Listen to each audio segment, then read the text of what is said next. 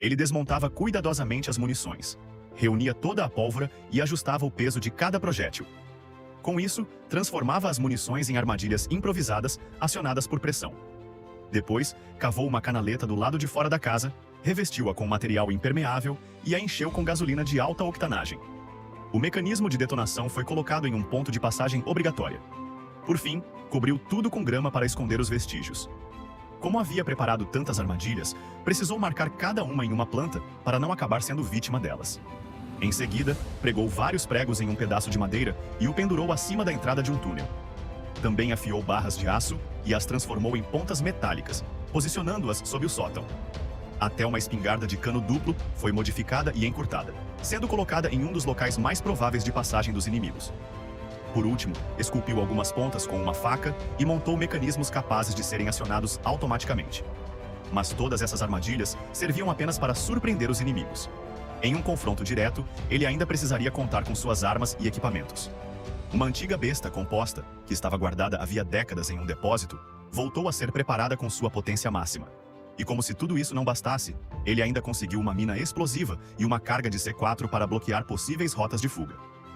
Ficava claro que, desde o começo, o velho não pretendia deixar nenhuma rota de fuga para si mesmo.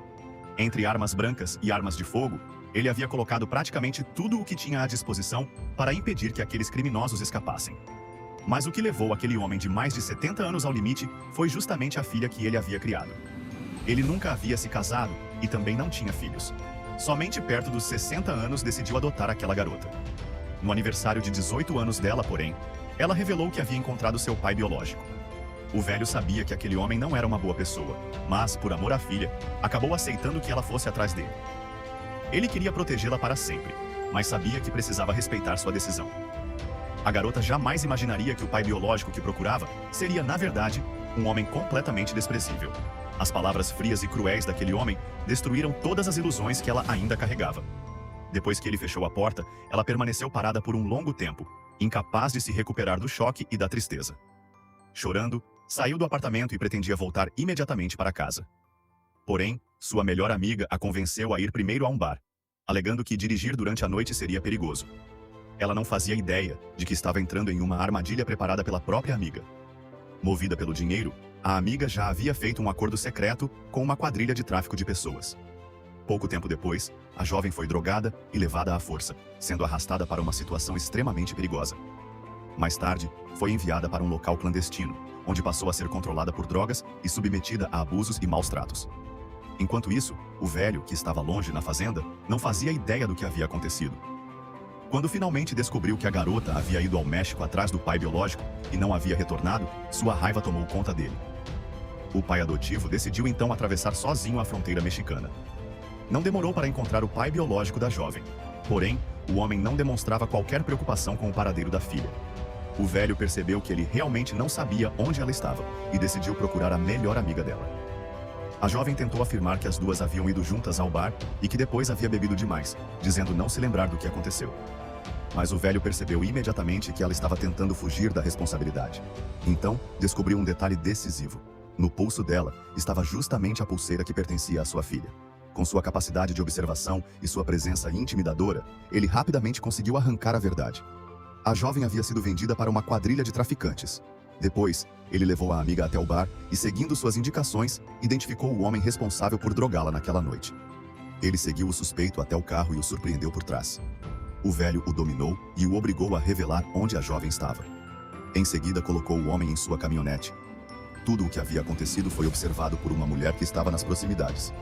Seguindo as informações do suspeito, o velho chegou sozinho ao esconderijo da organização criminosa. Mas não imaginava que os criminosos já estivessem preparados para recebê-lo. Cercado por dezenas de homens armados, ele foi desarmado e teve seus pertences revistados. Ao analisarem as fotografias encontradas com ele, um dos criminosos reconheceu a garota. Ao perceber que o velho havia ido até ali por causa dela, o líder ordenou que seus homens atacassem. O velho foi cercado e espancado, ficando gravemente ferido. O líder não queria matá-lo imediatamente. Pretendia fazê-lo carregar a culpa e o arrependimento pelo que havia acontecido. Na visão deles, a tentativa de resgatar a filha poderia fazer com que ela sofresse consequências ainda piores. Para marcar aquela humilhação, os criminosos deixaram uma marca em seu rosto antes de abandoná-lo na rua. A mesma marca também foi feita na jovem. Mas eles cometeram um erro decisivo. Deixaram o velho vivo. Enquanto ele estava abandonado na rua, uma mulher que havia observado tudo no bar apareceu e o salvou. Ela era uma jornalista que investigava secretamente aquela quadrilha. Sua própria irmã também havia sido levada à força pelo grupo, e por isso, ela já acompanhava os criminosos havia algum tempo. O velho ficou 4 dias inconsciente antes de recuperar os sentidos. Assim que conseguiu recuperar um pouco de força, pediu informações sobre a organização. A jornalista finalmente revelou o que sabia sobre os criminosos e seus esconderijos. Sem perder tempo, o velho foi até um dos locais utilizados pela quadrilha. Disfarçado de cliente, conseguiu entrar no estabelecimento e começou a enfrentar os criminosos. Sem movimentos desnecessários e sem hesitar, ele avançou contra todos que estavam em seu caminho. Até mesmo aqueles que estavam no local apenas como clientes acabaram sendo envolvidos no confronto. Finalmente, em uma das salas mais afastadas, ele encontrou sua filha. Ela estava extremamente debilitada e quase irreconhecível depois de tudo o que havia sofrido. Seu olhar vazio, os ferimentos e as marcas deixadas pelo abuso revelavam silenciosamente o sofrimento daqueles últimos dias. O velho não conseguiu suportar aquela situação. Mesmo devastado, ele pegou a jovem nos braços e a retirou daquele lugar. Sem perder tempo, levou-a para casa. Aos poucos, ela conseguiu se acalmar. Ele colocou novamente em seu pulso a pulseira que havia recuperado, e naquele momento, a jovem chorou, tomada pelo arrependimento. Mas seu corpo e sua mente já haviam sido levados ao limite. No fim, ela não conseguiu sobreviver. O velho assistiu impotente à morte da filha que havia criado. Toda a raiva que ele havia reprimido durante anos explodiu naquele instante. A última pessoa que ainda o prendia àquele mundo havia partido. E isso significava que ele já não tinha mais nada a perder. A partir daquele momento, os criminosos enfrentariam uma vingança implacável. Talvez, no instante em que a jovem morreu em seus braços, também tenha morrido a última razão que ele tinha para continuar vivendo. Ele havia sido apenas um homem silencioso durante toda a vida, mas entregou àquela garota todo o amor de pai que nunca havia podido oferecer antes. Queria protegê-la de todas as dificuldades do mundo. Porém, a parte mais cruel do destino foi obrigá-lo a assistir enquanto a pessoa mais preciosa de sua vida era destruída pouco a pouco. Aqueles traficantes não destruíram apenas a vida de uma jovem. Eles também destruíram a esperança que aquele pai havia protegido durante tantos anos. A justiça parecia distante, a consciência dos criminosos não existia, e o mal continuava avançando. Por isso, o velho transformou o restante de sua vida em uma vingança sem volta. A partir dali, ele já não lutava para sobreviver.